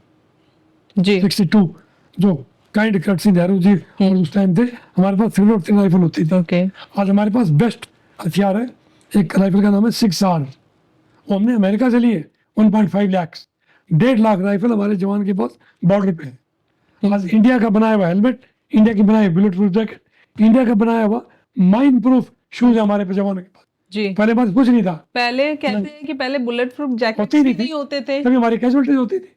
अब इंडिया एक्सपोर्ट करता है, इंडिया में बनती है, ओके तो चाइना कैसे हमारे से फेस कर सकता है। फिर हमारे पास लेटेस्ट हथियार है, हमारे पास लेटेस्ट गन्स है, और रफाल हमारे पास है, अभी तेजस हमारे पास है, और हमारे पास मिसाइल टेक्नोलॉजी है। आई थिंक वो चाइना से ज़्यादा एडवांस्ड है। और एक हमारे पास लेजर टेक्नोलॉजी है कि जो अभी से भी हमने लेजर से ड्रोन स्ट्राइक पूरी किए। दुनिया को दिख ही गया हमारी दुर्गा एंड काली जो लेजर है, उसका तो किसको पता ही नहीं है, मैं भी नहीं बता सकता। दुर्गा उस लेजर, काली। हाँ, उस लेजर की कितनी पावर है। जी so therefore China direct attack मेरा अपना मानना है इंडिया से कभी नहीं करेगा। ऐसे ऐसे स्क्रिमिसेस कर लेगा, कोई गलवान हो गया या डोकलाम टाइप का ऐसा कर देगा, या जैसे तवांग यांगटीज में चाइनीज एडवांस कर गए थे, जी फिर वहां पर जो ट्रूप्स ने उनको जो पिटाई की है, पहले हमने उसको वीडियो नहीं बनाई थी, आजकल भी आर्मी भी वीडियो बना लेती, फिर दिखाया हमने, क्योंकि किसी पॉलिटिकल लीडर ने ये कहा पार्लियामेंट में इंडियन आर्मी पिटती है। ये वर्ड पॉलिटिकल क्लास को नहीं यूज करना चाहिए। इंडियन आर्मी के मतलब आप सम्मान के अगेंस्ट आप कोई बात कह आप रहे एक हो। पॉलिटिकल लीडर एक अपने रोटी सेकने के लिए आप इतना गिर सकते हैं? एग्जैक्टली हाँ, ये नहीं होना चाहिए। मतलब मैं ये कह रही हूँ, जब अभी सिंदूर अटैक भी हो रहा था, ऑपरेशन सिंदूर चल रहा था, तो उस टाइम में उधर से भी अटैक्स तो हो रहे थे। तो मेरे माइंड में ये आ रहा है कि मैं आज पीसफुली सो सिर्फ इसलिए पा रही हूँ क्योंकि हमारे सोल्जर्स हमारी रक्षा के लिए खड़े बिल्कुल हैं। बिल्कुल और मैंने ये बात सबसे कही कि हमारे रियल हीरोज हमारे सोल्जर्स होने चाहिए, ना कि क्या कहते हैं जो बॉलीवुड सुपरस्टार्स है, मैं बिल्कुल ठीक कर रहा हूँ। क्योंकि उन्होंने एक ट्वीट भी नहीं किया। एक दुर्भाग्य जी, ये एक दुर्भाग्य। उनका ट्वीट हाँ, बहुत ही कहते हैं मैटर करता है कि आप अपने देश के लिए आप दुबई तो जाते रहते हो सारे फंक्शन में, बिल्कुल वहां जाके बकवास करते हो, अपनी फैमिली बच्चों के साथ घूमने जाते हो, आप टर्की जाते हो, इस्तानबुल जाते हो, जो हमारा नंबर 1 एनिमी है। जी क्यों जाते हो टूर पे इस्तानबुल, क्यों जाते हो शूटिंग के लिए इस्तानबुल? बिल्कुल हमने इनको बाइकआउट करना चाहिए इन कंट्रीज को, एग्जैक्ट। तब जाकर के ना वो लोग लाइन पे आएंगे। मुझे लगता है हालांकि ऐसे सुपरस्टार्स को भी बॉयकॉट करना चाहिए। हालांकि टर्की लाइन पर आ रहा है, 60% जो टूरिस्ट जाने थे एकदम कैंसिल कर दिया आम आदमी ने। टर्की के साथ ट्रेड लोकल लोगों ने, कोई कॉल नहीं की सरकार ने, वो अपना कैंसिल कर दिया। अजरबैजान वारानी में कैंसिल कर दिया वहाँ। जी बहुत बड़ी चीज है। पहले मालदीव था, ऐसे ही मालदीव लोगों ने जाना बंद कर दिया। जी ये बहुत जरूरी है। Today require India requires unity. Right, देखना फिर वर्ल्ड के अंदर हमारी यूनिटी कितनी ही आपको दाग बने। स्ट्रॉन्ग बना सकती है बिल्कुल। सर। तो जैसे टर्की की आप बात कर रहे हैं, तो टर्की ने क्या सच में सपोर्ट किया? बिल्कुल ओपनली सपोर्ट किया है उनको, ड्रोन दिए हैं, ड्रोन्स दिए हैं, पक्का राइट। दिए हैं ड्रोन। तो टर्की तो थैंकलेस कंट्री है। उनके कंट्री में जब अर्थक्वेक आया, we were the first one to land, right, establish किया हमने वहाँ हॉस्पिटल, उनको बचाया लोगों को। बहुत हेल्प करी ऐसा हमने। थैंकलेस कंट्री, हमें उसको बाइकआउट करना चाहिए। लेकिन इन फ्यूचर आप कहते हैं इंडिया उसके साथ कोई ट्रेड नहीं करेगा, कोई रिलेशन बिल्कुल नहीं करना चाहिए। मैं आपके माध्यम से ये कहना चाहूंगा, किसी भी कंट्री के जो लॉयलिस्ट होगा, जो देशभक्त होगा, वो टर्की विजिट नहीं करना चाहिए, एग्जैक्टली। इंक्लूडिंग फिल्मी हीरोज।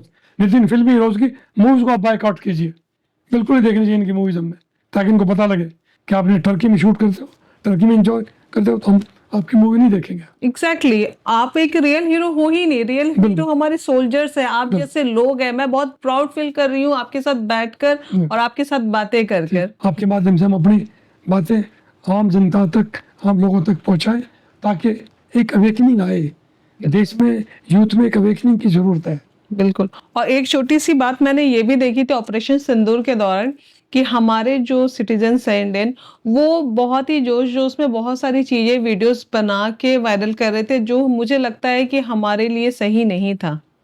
कि जो भी एक्टिविटीज हो रही थी आर्मीज की, वो रिकॉर्ड करके अपलोड कर रहे थे। हाँ, वो गलत है। जैसे वो इवन सरसा के अंदर वो जो मिसाइल हमने गिराया, उसको उठा रहे हैं, उसको लेके भाग रहे हैं, फिर वो बात कर रहे हैं, मिसाइल को दिखा रहे हैं। उस टाइप की चीजें भी जा रही थी, नॉट एनी जोक, अफवाहें भी जा रही थी। हाँ, अफवाहों से बचना चाहिए। हमने इतने उनके गिरा दिए। हाँ, उस टाइम में न्यूज चैनल्स के पे भी काफी सारे अफवाह फैल रहे थे। बहुत सारे लोग ऐसे वीडियोस को भी फॉरवर्ड कर रहे थे कि इतना नुकसान हो गया, यहाँ का ऐसे हुआ, वहाँ। हमारे तीनों मीडिया के तीनों जनरल्स, आर्मी, नेवी, एयरफोर्स ने स्टेटमेंट दिए, उसके ऊपर ट्रस्ट कीजिए आप। बिल्कुल, हमारे मीडिया की जो लेडी ऑफिसर्स थी, व्हाट दे वर स्पीकिंग, उसके ऊपर विश्वास कीजिए। सैल्यूट है वो लेडी ऑफिसर्स को सर, बिल्कुल जी, दिल से सैल्यूट है। हाँ जी। और उसमें कहते हैं 2 फीमेल लेडी थी, जिसमें से एक मतलब मुस्लिम लेडी। ठीक है, मैं हिंदू मुस्लिम नहीं कर रही हूँ। We don't believe in army, Hindu मुस्लिम इसमें, तो we don't believe in this.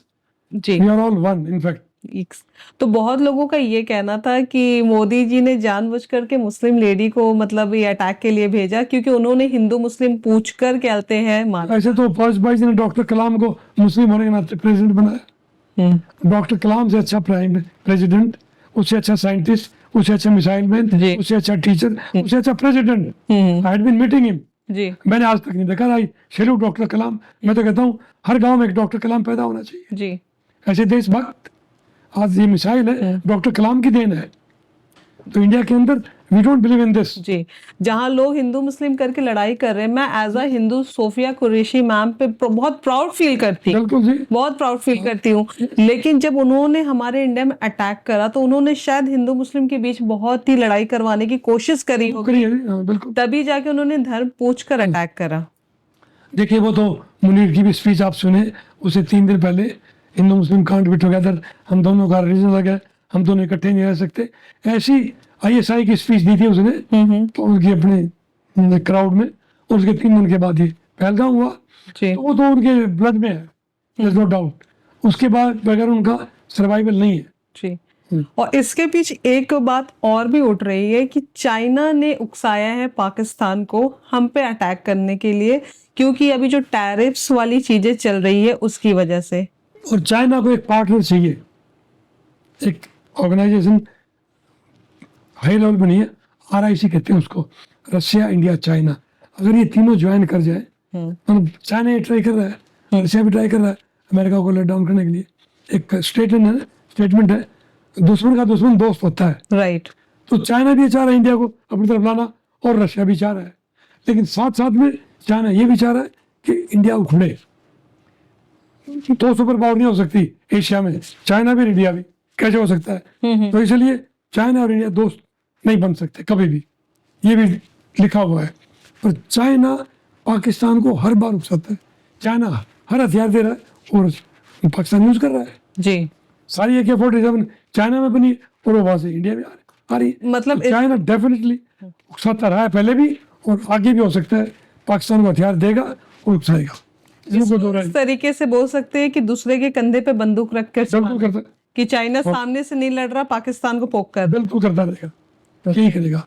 ये भी न्यूज आई थी कि इंडिया के एयरक्राफ्ट को भी कोई क्षति पहुंचाई गई है, तो क्या ये बात? मैंने जनता टीवी और खबर फास्ट और MH1 तीनों चैनल पे कहा है कि आप इंडिया के जो मीडिया, जो तीनों जनरल स्टेटमेंट दे रहे हैं, दोनों लेडी ऑफिसर स्टेटमेंट दे रही है, आप उनके विश्वास क्यों नहीं करते हो? आप उसी के पीछे क्यों पड़े? आप ये क्यों नहीं देखते पाकिस्तान की कितनी तबाही कर रहे हैं हम? बिल्कुल, कितने टेररिस्ट कैंप उड़ा दिए उनके, हमने पूरे बॉर्डर के ऊपर सारे लॉन्च पैड तबाह कर दिए हमने उनके, हमारी आर्टिकल्स ने। और फिर वो एयरपोर्ट, उनके हवाई अड्डे 11 तबाह कर दिए। किराना हिल्स हो सकता है हमने तबाह किया, वो आपको याद नहीं आता, हमारा याद आता है कि हमारा कोई हवाई जहाज गिर गया कि नहीं गिर गया। आपकी कोई कैजुअलिटी नहीं है, आप क्यों नहीं विश्वास करते उनके ऊपर? तो इसलिए मैं आपके माध्यम से मैं ये कहना चाहूँगा, जो हमारे तीनों जनरल्स ने मीडिया के माध्यम से स्टेटमेंट दिया, please trust them, exact. That is more than sufficient. जैसे अभी आपने कहा कि चाइना कभी हिंदुस्तान का दोस्त नहीं हो सकता, तो अगर इस वॉर में चाइना ने पाकिस्तान को ओपनली सपोर्ट किया होता तब सिचुएशन क्या होती? देखिए, चाइना के ट्रुप्स कभी नहीं आएंगे इंडिया के सामने लड़ने के लिए, बट अदरवाइज मेरा अपना मानना है, हमारे तीनों चीफ, सीडीएस और प्राइम मिनिस्टर और इन लोगों ने ये पक्का सोचा है कि मान लो 1% कि 2 फ्रंट वार खुल जाए और उधर से नेवी की तरफ से भी कुछ आ जाए, मान लो तीनों फ्रंट पे, इसीलिए आपके दोनों एयरक्राफ्ट कैरियर इधर बे ऑफ बंगाल और एबियन सी में विक्रांत और विक्रमादित्य दोनों एक्टिव थे। ओके। पूरी पनडुब्बी हमारी एक्टिव थी, वॉरशिप हमारे पास है, वो सारे एक्टिव थे, और दोनों फ्रंट हमारे चाइना और पाकिस्तान ये एक्टिव है, ऐसा नहीं है। लेकिन ये चांसेस नहीं थे क्योंकि चाइना ओपनली अटैक नहीं करेगा इंडिया को, ये चांसेस नहीं, चाइना भी तैयार नहीं है, ये चांसेस नहीं थे, फिर भी इंडिया ने ब्लाइंड ट्रस्ट हाँ नहीं ये करा, बिल्कुल तैयारी वो थी, उसके लिए बिल्कुल रेडी था। बिल्कुल तैयार है, इसलिए ईस्टर्न फ्रंट को हमने मूव नहीं किया, हमारी जो माउंटेन कोर है उसको मूव नहीं किया जी। हाँ, वो चाइना को भी पता है कि वो वहीं पे है, और पूरा हमारा जो ईस्टर्न का जो डिवीजन है, ईस्टर्न कमांड है, जो पूरा चाइना बॉर्डर देखती वो वहीं के में डिप्लॉयड है, वहां से बिल्कुल वो एक एलिमेंट पीछे नहीं विड्रॉ किया, जी। पूरा बॉर्डर तो तैयार है हमारा जी। वहाँ पे। जब मोदी जी ने अनाउंसमेंट करा था कि कल्पना से भी बड़ी सजा देंगे, तो बार बार पाकिस्तान की तरफ से ऐसी बयानबाजी हो रही थी कि हम भी चुप नहीं रहेंगे, रिप्लाई करेंगे हम न्यूक्लियर अटैक करेंगे, और परमाणु बम तक की धमकी उन्होंने दी। तो इसकी ग्राउंड सिचुएशन क्या है, क्या सच्चाई है? अब 10 तारीख को जो उन्होंने सीज फायर के लिए बोला है, तब वो क्यों नहीं बोल रहे कि हमारे पास न्यूक्लियर बम है? जी। तब उनका हुआ, कुछ भी नहीं हुआ, तब उनका क्या हाल हुआ? क्यों? क्योंकि वो जो दोनों हिल्स जहाँ पर उन्होंने न्यूक्लियर वेपन्स रखे, वहाँ तो रेडिएशन हो रहा है, अर्थक्वेक आ रहे हैं जी। हो सकता है ये वो फट रहे हो, अर्थक्वेक आ रहा हो, तो ये रेडिएशन से तो बहुत, तो इसलिए अमेरिका क्यों एक्टिव था, इजिप्ट क्यों एक्टिव था? तो देयरफॉर पाकिस्तान मैच पे जो आया है वो इसी वजह से है, जो इंडिया का प्रिसीजन अटैक पाकिस्तान झेल नहीं इसका, तीसरा तो अटैक मेरा ख्याल है पाकिस्तान बर्दाश्त कर नहीं सकता था, बिल्कुल, इसलिए वो सरेंडर किया। अभी तक तो मुझे लग रहा है कि इंडिया ने पाकिस्तान पे अटैक किया ही नहीं है सही तरीके से, अदरवाइज एक बार में ही पाकिस्तान पूरा नहीं, वो बन जो जाएगा। उनके एयरपोर्ट जो ध्वस्त कर रखे, एयरक्राफ्ट तो टेक ऑफ नहीं कर सकता, उनका रडार सिस्टम तबाह कर दिया, तो हवाई जहाज कनेक्शन कहाँ से होगा, कम्युनिकेशन कैसे करेगा? बिल्कुल, अगर एक बार भी सही तरीके से अटैक करता तो वो एक बार में ही खत्म हो जाए। तो पाकिस्तान तो बिल्कुल ग्राउंड पे ला रखा था आपने, जी। अटैक कहाँ से करता? ऊपर से उन्होंने आपने नेवल शिप विक्रांत से घेर रखा था, पूरा कराची बंदर का पूरा घेर रखा था। तो आज के टाइम में पाकिस्तान की क्या सिचुएशन है सर? हमने पानी रोक दिया, सारे एयरक्राफ्ट, सारे एयरवेज हमने तबाह कर दिए, तो आज के टाइम में उसकी क्या सिचुएशन है? वो कैसे फाइट करेगा बलूचिस्तान फाइट की से? हालत में आई नहीं, पाकिस्तान फाइट की हालत में आई नहीं, एक दो टेररिस्ट आते रहेंगे, उनको हम ठोकते रहेंगे, सबको डाउट है। बिल्कुल, ये तो कॉमन है। पाकिस्तान जो टेररिस्ट को अंदर भेजता है जी, ऊपर से फायर शुरू कर देगा, इन्फेंट्री फायर होएगा, एक आधा गन फायर हो जाएगा, तो आर्मी फायर कर रही है और नीचे नाले हैं, नाले से 2-3 टेररिस्ट को इधर कर देगा, डिस्ट्रैक्शन क्रिएट कर डिस्ट्रैक्ट, और इधर हैंडलर है यहाँ के जम्मू कश्मीर के, एक आध बचे हुए अभी कुछ लोग, वो उनकी भी छटनी हो रही है, वो उनको रिसीव कर लेगा और फिर अपने इलाके में ले जाते हैं। इसी वजह से ये जो टेररिस्ट हैं ये इंट्रूड करते हैं, अंदर आते हैं, मेरा ख्याल है कुछ टाइम और तक आते रहेंगे। तो इसे इन शॉर्ट ये कह सकते हैं कि पाकिस्तान भी जानता है कि उसकी औकात नहीं है कि इंडिया से वो सामने से लड़ सके, जब उन्होंने कोशिश की है पूरी हार खाई है, हमेशा वो हारे है। करेक्ट। तो जैसे आपने कहा कि उनकी छटनी होते रहेगी, अभी भी सारे ऑपरेशंस चल रहे हैं अंदर। देखिए जहां हमने अटैक किए हैं वो तो फिगर आए नहीं अभी, ओके, पाकिस्तान के कितने वो F-16 गिरे हैं, वो हैंगर में है, वहां भी अटैक हुआ है, पाकिस्तान के एयरपोर्ट पर अटैक हुआ है, उसके अंदर कितने आदमी थे, वहां कितने मरे हैं, जितने 11 एयरपोर्ट पर अटैक किया है, या जो किराना हिल्स में जो अटैक हुए हैं, रेडिएशन दिया है, या वहां पर कितने आदमी थे, वो तो सारे मरे होंगे, वो पाकिस्तान तो बताता ही नहीं। पिछली बार भी बालाकोट में कहाँ बताए, वहाँ तो जब उन्होंने पूरी तबाही की थी। कम से कम 400-500 टेररिस्ट और फौजी और कमांडोज और ऑफिसर्स मारे गए, कोई डाउट नहीं है।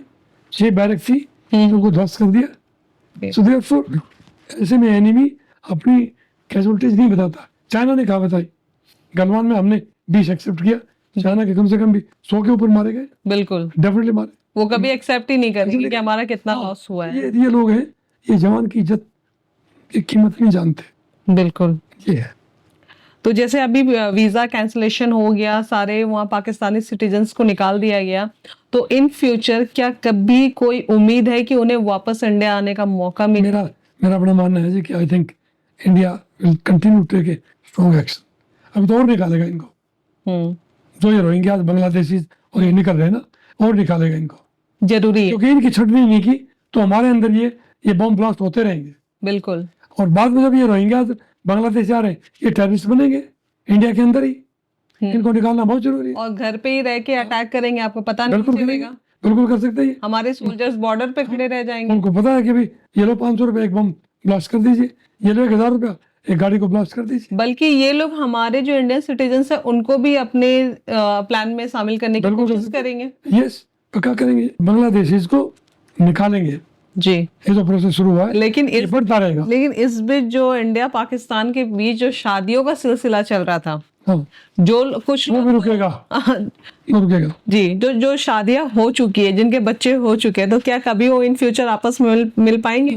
देखो जी, ये तो गवर्नमेंट की पॉलिसी बताएगी जी। बट मैं ये कह रहा हूँ ये आगे रुकेगा। ये बहुत अच्छी बात। आप जैसे आर्मी में आपने 35 साल अपनी सर्विस दी है, तो आपके हिसाब से गवर्नमेंट को क्या करना चाहिए? नहीं, गवर्नमेंट बिल्कुल स्ट्रिक्ट एक्शन लेना चाहिए। पहली बात तो they should not go for marriage. Pakistan के साथ किसी प्रकार का भी कोई रिलेशन नहीं रहना चाहिए जी। अभी ट्रेड बंद है और वाघा बॉर्डर बंद है, करतारपुर कॉरिडोर बंद है, ट्रेड बिल्कुल बंद रहना चाहिए। हमें कोई उनके आलू प्याज की जरूरत नहीं है। बिल्कुल, क्योंकि पाकिस्तान ने कई बार सरेंडर किया है, लेकिन फिर से वो अटैक करता है हम पे। हमारे बहुत नुकसान है, इसलिए पाकिस्तान को लेसन सिखाना बहुत जरूरी। वो कभी नहीं सुधर सकता जी। उनके साथ कोई फिल्मी डायलॉग, कोई शूटिंग वूटिंग नहीं होना चाहिए जी। तभी जाकर के ये पाकिस्तान लाइन पे आएगा। राइट। पहलगाम हमले में जो टेररिस्ट ने अटैक किया था, उसे पकड़ के मारने में काफी टाइम लग गया, तो कहीं ना कहीं ये क्लियर दिखता है कि किसी लोकल ने उन्हें बहुत ज्यादा सपोर्ट किया। राइट। तो ये लोकल्स को पकड़ने के लिए क्या करना चाहिए? जैसे मैंने पहले भी जिक्र किया था कि जो J&K के अंदर से ही सारे टेररिस्ट को एंटर करते हैं, वहाँ जो हमारे कुछ एक रेडिकल्स हैं, कुछ पॉलिटिकल क्लास है, उनका एक धंधा था। उन्होंने अपने आदमी वहाँ तैयार कर रखे थे जी। और उनकी वजह से ही ये लोग जो है ना उनको बुलाते थे, ट्रीट करते थे और उनको एस्कॉर्ट करते हैं और फिर वो हमारे इलाके में जा करके उनसे ये ब्लास्ट करवाते हैं। जब तक वो बंद नहीं होगा तो ये थोड़ी थोड़ी चीज चलती रहेंगी, लेकिन अभी वो काफ़ी कंट्रोल है जी। यासीन मलिक देख लीजिए, उसकी फैमिली, उसकी वाइफ पाकिस्तानी है, उसके बच्चे फॉरेन कंट्री में पढ़ रहे हैं और जेल में पढ़ा है। ये स्ट्रॉन्ग लीडरशिप है। यासीन मलिक पहले कुछ टाइम पहले प्राइम मिनिस्टर से मिलता था, आपके टीवी चैनल पे आता था जी। हाँ, चैनल पे आता था वो वीआईपी ट्रीटमेंट के साथ।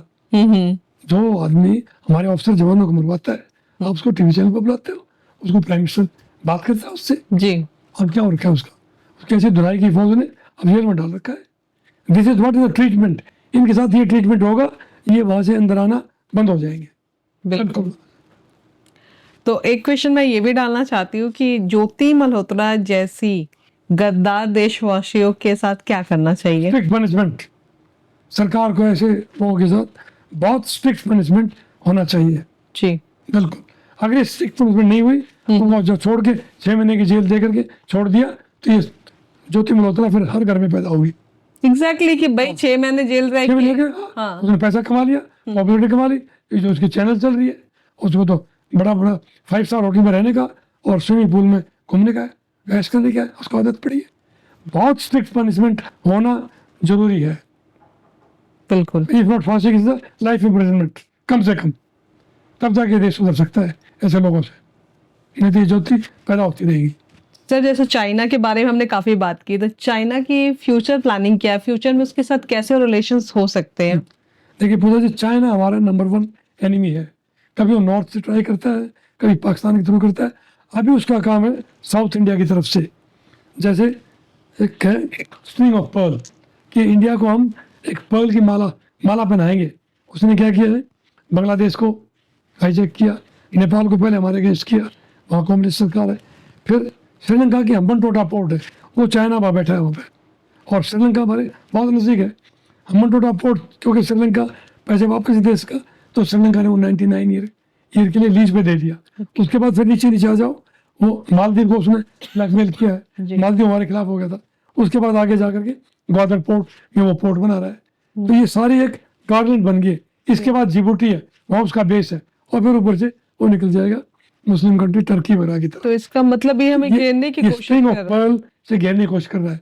हमारी प्रेजेंट सरकार ने स्ट्रॉन्ग लीडरशिप है, उसने फिर काउंटर किया है नेकलेस ऑफ डायमंड, कि हम आपको डायमंड का नेकलेस बनाएंगे।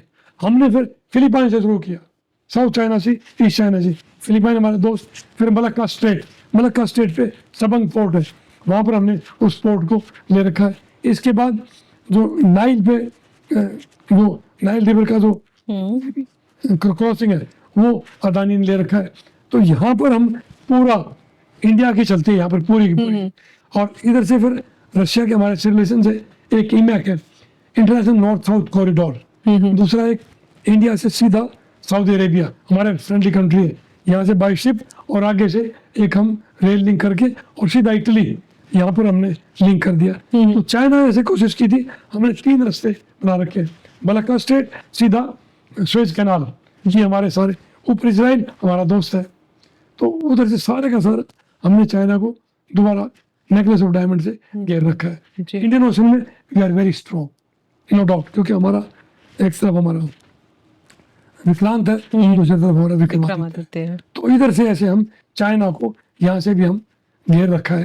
तो चाइना इधर से भी ज्यादा कुछ कर नहीं पाएगा, जो हम उसको नेकलेस ऑफ डायमंड पहनाएंगे। नॉर्मली कहते हैं हम लोग ये मानते हैं Pakistan is the biggest enemy of India, लेकिन अब भी आपके माध्यम से मुझे पता चला कि चाइना को तो मैं दुश्मन समझती हूँ, लेकिन सबसे बड़ा दुश्मन चाइना है, नंबर 1 पे है। बिल्कुल। और वो बहुत स्ट्रेटजी के साथ इंडिया को चारों तरफ से घेरना कोशिश करता है। और इंडिया भी बहुत स्ट्रॉन्ग है आज की तारीख में जी। इंडिया उसको ही घेर रहा है, राइट, कि आप मुझे घेरने की कोशिश करो, हम आपको घेर के रखूंगा। 10 के 10 आसियान कंट्रीज है जो चाइना के दुश्मन है, वो इंडिया के दोस्त है। चाहे सिंगापुर है, वियतनाम है, फिलीपाइंस है, ब्रुनाई है, और इंडोनेशिया है। बिल्कुल, सारे इंडिया के दोस्त। अगर मैं सिंपल लैंग्वेज में बोलूँ तो चाइना मुंह खोल के बैठा हुआ है कि जब उसे मौका मिले तो इंडिया पे अटैक करेगा ही करेगा। हाँ, डायरेक्ट नहीं तो इनडायरेक्ट अभी उसे ग्राउंड सिचुएशन पर स्ट्रेटेजिकली वो इंडिया को घेरना चाहता है। ओके, लेकिन चाइना कामयाब नहीं होगा, क्योंकि इंडिया भी बहुत फास्ट स्पीड से ग्रो कर रहा है। राइट, सारी चीजें पता चल रही है, मतलब कितनी सारी चीजें देश में चल रही है, हमारे सोल्जर्स कितने एक्टिव है, हमारे लीडर्स कितने एक्टिव हैं, बहुत कुछ चल रहा है। हमें तो बस पता है कि भाई हमें नॉर्मल की दिनचर्या में हमारा दिन बीतता है। हमारे जापान हमारा दोस्त है, साउथ कोरिया हमारा दोस्त है, इवन नॉर्थ कोरिया ने इंडिया के खिलाफ एक शब्द नहीं बोला है। आप देख लीजिए, कभी स्टेटमेंट दे लीजिए। जी जी, तो इंडिया के सारे सबके साथ रिलेशन, चाइना के साथ कोई नहीं आएगा। बिल्कुल, रशिया हमारा बहुत ट्रस्टवर्दी फ्रेंड है। अगर इंडिया चाइना वार होगा, रशिया इंडिया के साथ होगा, क्योंकि चाइना ने ये रशिया की जमीन भी घेर रखी। पर रशिया वो नहीं चाहता कि इंडिया चाइना का वॉर हो ही ना, तो इंडिया चाइना का वो टसल रशिया ने ठीक करवा दिया जी, क्वाइटली आगे आने के बगैर। गलवान का वो इशू तकरीबन सेटल हो गया।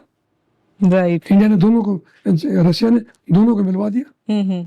तो Russia is a trustworthy friend. Basically war से किसी का भी फायदा नहीं होता है। अमेरिका को हम ट्रस्ट नहीं कर सकते, ये है। रशिया को हम ट्रस्ट नहीं कर सकते, रशिया को ट्रस्ट कर सकते। अभी रशिया के अनऑफिशियली Su-57 जो लेटेस्ट एयरक्राफ्ट फाइटर जेट है वर्ल्ड का, वो ऑलरेडी इंडिया में आ चुका है, ऑलरेडी आ चुका है जी। क्योंकि अमेरिका तंग कर रहा है, नहीं दे रहा। F-16 पाकिस्तान को दे दिया था, हमारे को F-35 नहीं दे रहा, तंग कर रहा। तो इंडिया ने रशिया से डील कर ली जी, S-400 मंगा लिया उसके अगेंस्ट जाके। अभी S-500 की भी बात चल रही है, क्योंकि इंडिया के पास रिजर्व की कमी है ही नहीं। S-400 $5.5 बिलियन का आ गया था, 5.5 का S-5 ले लेगा। इंडिया के पास 750 बिलियन रिजर्व पड़ा है जी। इंडिया का गोल्ड डंप कर रखा है इंडिया ने। मोदी ने सर्जिकल स्ट्राइक की है करप्शन पे भी जी जी। बैंक के सारे अकाउंट बंद है आज। जो नोटबंदी हुई थी, पाकिस्तान बर्बाद हो गया था। बर्बाद हो गया बिल्कुल, बल्कि वो वो जो विक्रांत बैठा है ना, विक्रांत को हुक्म देने की जरूरत है। कराची पे दाऊद के घर के ऊपर कभी बेटा कर सकता है, लेकिन फिर पड़ोसी भी मरेंगे, पड़ोसी भी मरेंगे, दाऊद को तो मारेंगे, नो डाउट। जी, तो वो स्टेज आने दो, वो स्टेज आने दो। हाँ, सारी चीजें प्लानिंग के साथ yes, होगी। हाँ, हाफिज सईद रियाज जो है ना, ये सारे मरेंगे, या तो उन्हीं के थ्रू मरवा देंगे। 33rd नंबर इसका है, 32 मर चुके हैं, वो